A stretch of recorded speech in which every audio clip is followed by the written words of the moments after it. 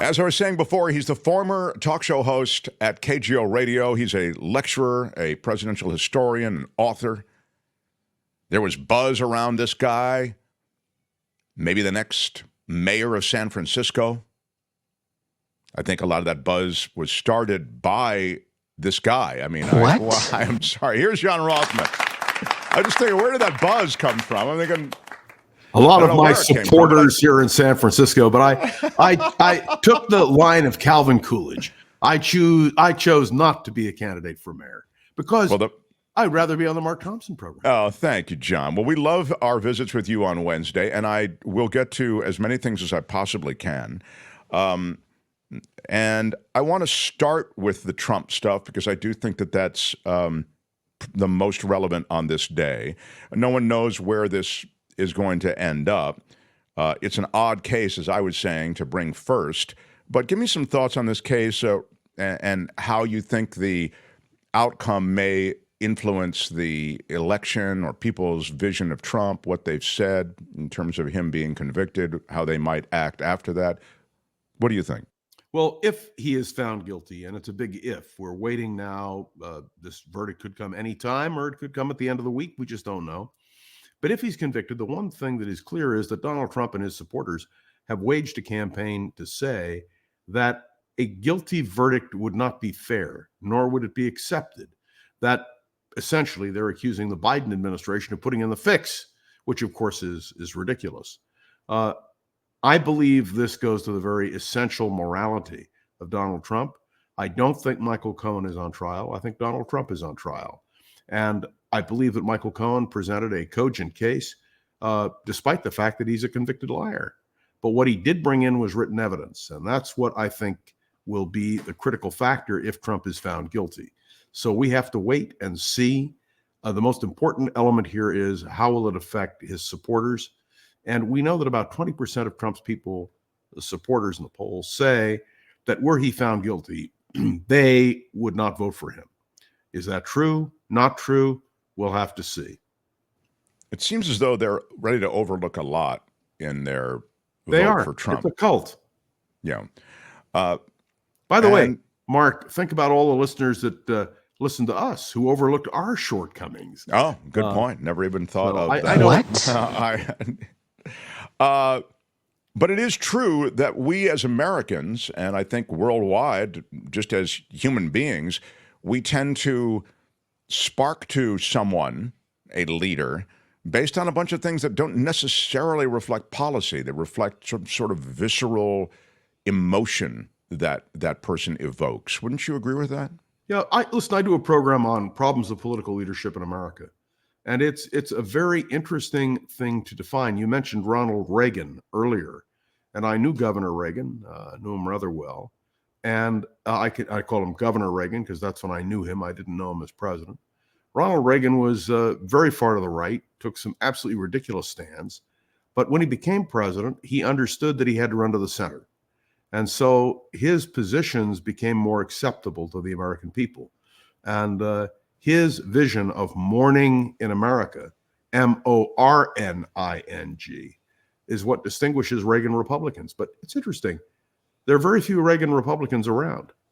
They do not stand up and say, I'm a Reagan Republican anymore, because they have no place for them in the Republican Party. And I would remind you that one of the most vigorous critics of Donald Trump is Ronald Reagan Jr., who has been outspoken in his positions, and also their daughter, Nancy, Nancy Davis, as she goes by. So, what can you say except the Republican Party of Ronald Reagan is dead? It's strange you say that because I do hear people, I don't want to spend too much time on this, but the idea somehow that people characterize themselves with a label. I hear the label Reagan Republican a lot. I hear it, even as the Republican Party seems to split apart and become this party of jihadists when it comes to, taking over government and taking power and underpinned by religiosity and all these other things. I hear more and more people say, well, I'm a Reagan Republican, sort of the implication being, back when Republicans were good. I wonder if you can speak to that, because I think the Ronald Reagan's administration, and you kind of just hinted at it, was not typified by some sort of glorious time, was it? No, not at all. And I would only suggest to you that absence makes the heart grow fonder.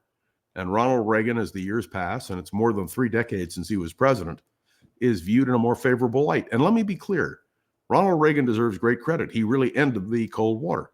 He did it by outspending the Soviet Union. We had deep pockets, and the Soviets did not. And so Ronald Reagan once said, and I was in the room when he said it, that he was going to not have a nuclear war. He said, we don't need to. We'll just beat him economically. And he was right. That's what happened. But there were many other issues, and I'll give you one example. I interviewed Mike Deaver, who was Ronald Reagan's right-hand man. And Mike Deaver was a remarkable man in many ways. And I asked him, what was the greatest mistake Ronald Reagan made as governor of California? And he said, the mental hospitals. He shut down mental hospital facilities here in the state of California. It took a lot of courage for Mike Deaver to say that, but it's absolutely true.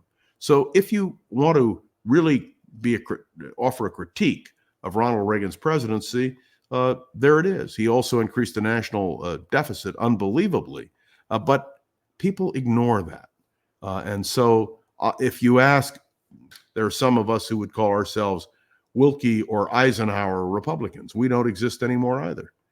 What matters is the moment. And I always go back to the statement which was made on the ellipse by Donald Trump Jr. on January 6th. The Republican Party doesn't exist. It's the party of Donald Trump. And so we can take the historical opportunity to examine, and you've listened to my shows on President's Day when we do real evaluations. I never voted for Ronald Reagan, but he ranks as one of the great presidents of the United States because of what he accomplished as president, which really meant the end of the Cold War. Would I vote for Ronald Reagan today? Absolutely not. He was not my kind of Republican. So that's something to consider. But in fairness, when you evaluate a president of the United States, you have to take into account what they accomplished in their administration. And he did a tremendous job in that regard. You know, one of the things I think about when I think about the kind of old school Republican talking points and the labeling is small government. You always hear that, well, I want to get government off our back. Of course, but I think if you look at the record, and this is why I like to talk to you because you really know the record. When you look at the record of Republican administrations, you don't find a record of smaller government. I mean, first of all, you can start with today, and of course, the government is up your private parts now, preventing you from making decisions about your own life if you're a woman. But more to the point, let's just talk about the size of government. Government has grown more under Republican administrations than under Democratic Absolutely, administrations. 100%. Yeah. And by the way, you mentioned the question of abortion. I want to remind you that Ronald Reagan signed the most liberal abortion bill in the United States when he became governor of California. By 1984, as he ran for re-election, he published a small book opposing a woman's right to choose. So Ronald Reagan had a huge impact on America in terms of that shifting current. And I always remember Gerald Ford and Betty Ford standing at the last Republican convention they attended, which was in 2004. And they reflected on camera that there is no room in the Republican Party today for a Republican who is pro-choice. But I would remind you, it was the Republican Party that was the greatest advocate for the Equal Rights Amendment. But it wasn't just Reagan. It was Phyllis Schlafly and her whole operation, which moved the Republican Party to the right. That's the power of the lobby, isn't it, John? Yes, it's also power. Where is power in politics? It's who votes, who goes to the caucuses, who takes an issue to the people in an effective fashion. And one of the most interesting things for me is I watched the evolution of the Republican Party, and it really began in 1964 at the Republican National Convention, which I attended.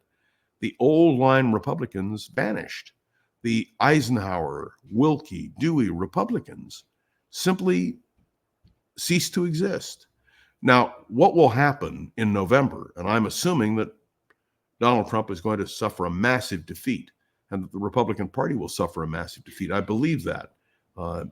But the point then will be the party will have to rebuild. And how to rebuild outside of the shadow of Donald Trump is going to be a real question. And by the way, candidates do shift their positions. They do evolve, and parties evolve and change. So we'll have to look at that. This is the longest fever dream that I can recall. They're going to have a real pivot to make, because That's this correct. is an That is utter correct. fealty. I mean, just an insane loyalty When the to Republican Party in 2019 chose not to write 2020, chose not to write a platform, but said whatever Donald Trump says, we're in favor of. They never would have done that for Ronald Reagan. The whole point was there were vigorous debates in the Republican Party. Now, quickly to Alito, and then I want to get to something that Nikki Haley did related to the conflict in Gaza. The Alito thing is deeply troubling just on its face before you hear these absurd explanations. My wife did it, which is clearly not the case. I mean, I blame everything on my wife, too. Yeah. Well, and then he's got the second flag, and he hasn't even addressed how that ends up there. This second flag is again, a religious nationalist type flag. Can you imagine that a justice of the Supreme Court doesn't understand that a flag upside down is a sign of distress? Even I know that, for God's sake. Well, he didn't say he didn't know it. He said that it was his wife who did it. He began by saying he didn't know. But the point I thought he said he didn't know about the flag. You're saying he said he didn't know about the fact that an upside down flag is a sign of distress? That's what he said I didn't realize. Beginning. Yeah, that's so. All I can tell you is Sam Alito should follow the example, and so should Clarence Thomas of Bill Rehnquist, who recused himself in the United States versus Richard Nixon because of his conflicts of interest. And there is no excuse here. But remember, the Supreme Court, like the Senate and the House, make their own rules in terms of discipline, and that no one can interfere with that. So as long as a justice of the court, under the current rules, says, that's it, I'm not going to recuse myself, there is no alternative. There is no. Well, you have something at the Supreme Court level, though, John Rothman, that you don't have in the Senate and the House, and that is you have a group of people who likely won't curb their dog. They won't call you into question after you've stated that you won't recuse yourself. In other words, that's true in the House and Senate as well. Well, is it? I mean, well, maybe it may be true on recusal, but you have ethics committees that will then bring to their committees any number of situations that run afoul of Senate or House ethics, don't you? No, Senate or House rules. Ethics is a very difficult question to resolve. If a senator chooses, and we have the Speaker of the House of Representatives, by the way, has outside of his office the flag that was flown right outside of the summer home of Justice Alito. No one is asking him to recuse himself on these matters. I think what's interesting about the Supreme Court is there is no governance of the court. There are no rules which are enforced on the court. And well, I mean, you're saying the same thing that I just said, John. Why are you yelling? There are no. They enforce their own rules. That's he correct. says, "I'm not going to recuse myself." It's done. I mean, there's not. Whereas, but help me understand something. Maybe I don't understand it properly. You look at a senator like Menendez, for example. I mean, this is a guy who's had an ethics. He's been called before the Senate Ethics Committee, and he's been reprimanded by the Senate Ethics Committee. He's still receiving the highest security clearances, and no one is talking about expelling him from the Senate. No, but the fact that you can be called on the carpet by your colleagues does exist in the Senate. But you're saying the effect of that is negligible. It's zero. Menendez can still vote. Right. Nobody's taking away his right to vote. To be expelled is a whole other question. And there is no expulsion from the Supreme Court. So this is something we all have to consider. And when Bill Rehnquist recused himself in the Nixon case, he did so very clearly, and he explained why. Clarence Thomas's wife, for God's sake, Clarence Thomas has no business ruling on a case like this. But nobody can stop him, not even the Chief Justice of the United States. I'm just thinking of Dennis Hastert. He was thrown out, wasn't he? Nope. He was convicted of a crime, and he's in jail to this day. That he was in a. But it was a criminal case. And you're saying that he never was thrown out of office. No. All right. Now to Now to the Middle East. The thing that was there's a lot going on with Gaza. What's interesting from a political standpoint, because I feel like as though that's really something that you're so good on, is the politics of it. Nikki Haley signing these Israeli artillery shells is about, in a situation that is murky on some level, and war is so loathsome, and bombing and shelling is so destructive. It's always odd to me that the politician like Nikki Haley feels the need to have a photo op with her signing the Israeli artillery shells. It was ridiculous. It has absolutely no place in our system. But what she was trying to do is to say, I'm a firm supporter of Israel. I believe in what Israel is doing. Let me point out to you, even Benjamin Netanyahu said what happened was an error, although it turns out, and there'll be an investigation, but you've read the same reports I have, that Hamas had a munitions dump. The Israelis dropped their bomb, and then everything went berserk because they hit a munitions dump, and that's how innocent people died. People had better understand, and I don't like the politics Nikki Haley is playing. I certainly wouldn't vote for her for president, but I want to be clear about this. What she's doing is what, frankly, Joe Biden has done. Joe Biden is saying, I support Israel. I'm not going to limit supplies going over. They have not crossed the red line. That's what Admiral Kirby said this morning and last night. And the Israelis are caught on the horns of an existential dilemma. Hamas says they're going to destroy them. And I don't know if you've noticed the latest, but the United Nations agency dealing with nuclear issues says that Iran is continuing to upgrade its nuclear fuel to the point that it is very close to being able to build a nuclear bomb. John, why didn't the Israelis come out in support? This is back, during the Obama administration when the deal was made. Why didn't they come out in support of the Iran nuclear deal? Because the nuclear deal was a joke. It meant a joke. Nothing. A joke we all in what know way? that now. The Iranians were violating the agreement all the way along. And the Israelis said, we're not going to go along with something like this. Do you remember Prime Minister Netanyahu came to the Congress and spoke against the nuclear deal? Because I know that they were very much against it, but it was a verifiable nuclear deal, was it not? You could actually see, it was based not. on inspection, whether there was fissile material being moved. I differ. It was not an agreement which the Iranians were either willing to abide by, and we now know from their own nuclear development, even when that agreement was in place, that they didn't follow it. So it's a problem. there were monitors and there was a system essentially set up to monitor the development of a nuclear weapon and nuclear technology in Iran. Now you have no such thing because we pulled out of that deal. But I'd be curious why the Israelis were not for it. They did not observe the agreement. So while the world sat back, Iran continued to develop their nuclear capability. So you're saying it wasn't enforced. Absolutely. And the UN says it itself. Right. And now, let me point out to you, the United States has said they want to get back into a nuclear deal with Iran. And what luck are they having? None. Zero. And if you read the latest report from the United Nations, the Iranians are proceeding to develop a nuclear capability. That's a problem. And interestingly enough, there were many who speculated that when Iran attacked Israel, and remember, Iran attacked Israel directly, the United States sprang to Israel's defense, but the decision was made not to go after the nuclear capability that Iran has, at least for the time being. I can tell you that the development of an Iranian nuclear weapon would be the ultimate disaster. And not only the United States knows it, the Sunni Arab nations understand it. Saudi Arabia understands it. And one of the reasons Saudi Arabia is still interested in a deal with the United States is to try to check Iran. The situation in Gaza is grim.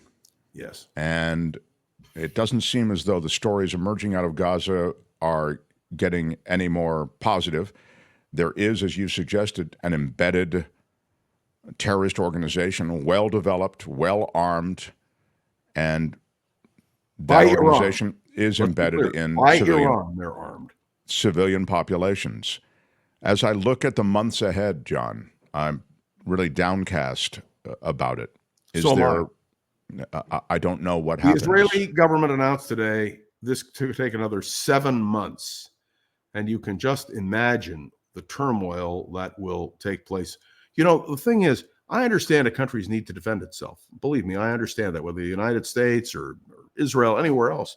But I also understand that when you have these kinds of sustained bombings, you create more terrorists. And I can tell you very clearly that the Israelis, I don't know if they have a choice, because, listen, while we're talking, there were 3 or 4 missiles fired by Hamas, which hit central Israel. I mean, this is a constant thing. And remember, there are now about 70,000 Israelis in the north who cannot go back to their homes because Hezbollah is raining down rockets on northern Israel. No one talks about that. And I think it's something we need to understand. Well, this entire situation has become immensely, and I think that you note it quite appropriately for, you know, what's happening, those shells that you're talking about coming out of southern Lebanon. All of it destabilize a region that was achieving stability prior to October 7th. I mean, that's one of the reasons that Hamas struck Israel on October 7th, the normalization of relations potentially. That's correct. They don't want normalization. They want Israel's destruction. People talk about a two-state solution. Can I just be clear about this? I've been an advocate of a two-state solution for many, many decades. But who in their right mind would want a Palestinian state created on the West Bank? You know, at its narrowest point, the old border of Israel was only 9 miles wide. I have a confession to make to you, Mark. I know people who jog 9 miles every day. I am not one of them. Right. Nor are you, I would suggest. Yeah. I want to turn back to politics with my boyfriend, John Rothman, for 1 second and get away from Israel and Hamas, although I'm happy to talk about it further, and we'll talk about it with some other sources beyond just John, but I'd like to visit someone who has some knowledge of the region and some history of the region. Elise Stefanik, who I actually thought might be tapped to jump on the Donald Trump ticket as vice president. Now I don't see it as much. But anyway, she is now calling for an investigation into Justice Juan Merchan. He's presiding over this New York trial to determine, quote, whether the required random selection process was in fact followed. In other words, she claims Merchan's a Democrat. He is someone who has supported Democratic candidates in the Democratic Party in the past. And all of a sudden, he's the judge who is presiding over this Trump case. The thought is that this is a less than random process, and somehow justice is being, and this is, you know, the talking point that we heard from Dennis Quaid earlier, being weaponized against the former president. Thoughts? Well, look, the Republicans are going to blast this verdict no matter if it convicts Donald Trump. This doesn't surprise me at all. There is a lockstep by the Republican leadership, and Stefanik is number 3 Republican in the House of Representatives, to support Donald Trump no matter what. And so this doesn't surprise me at all. What's tragic is that Stefanik was once a moderate Republican. She's now a Trump Republican. And that's part of the tragedy of the Republican Party. But understand, you have Donald Trump spearheading this opposition, and you had Republican members of Congress going to New York to sit in the courtroom and outside the courtroom for the purpose of blasting what was going on in the court, simply because it became partisan politics. And if you allow courts to become a partisan staging ground, you get the kind of result we're getting. I am going to be interested in this, Mark, and I'll be watching it. And if you want me to come on anytime after the verdict, I'm happy to do it. If Donald Trump is convicted, watch the Republicans go nuts and watch Elise Stefanik go nuts. They are laying the groundwork for saying that Donald Trump they're trying to destroy him, and they're going further. They're saying they may not accept the election results in 2024. Can you imagine the leadership of the Republican Party, including the Speaker of the House and Elise Stefanik, doubting the results of 2024? If our political leadership does not have faith in the fairness of the election, do you know that the Republicans want to put a measure before the people which says that the greatest threat to America is foreigners voting in our elections. That's what Speaker Johnson said. There are no foreigners voting in our elections that would make any difference. Maybe one or two, but there are no major cases. And you may remember that Donald Trump set up a commission after the 2016 election to investigate all this fraudulent voting. And you know what happened? Nothing, because they couldn't prove a. Well, I remember that quite clearly, and I thought that's how I know that this guy is going to waste taxpayer money and time with crap to cover his tracks on ridiculous. So his statement and his assertion was that millions had voted in New England. This was in California. Yeah, millions have voted illegally. Elise Stefanik has bought into this line. And the best answer to Elise Stefanik, to be very honest with you, is Liz Cheney, who had that position in the Republican leadership and who's blasting it because she's saying this is ridiculous. All I can tell you is these Republican leaders are not worthy of being called Republican leaders. Well, they've fallen in line behind this guy Trump without question. And Stefanik clearly wants to be VP, although I think, it looks like Tom Cotton is he's the front runner now.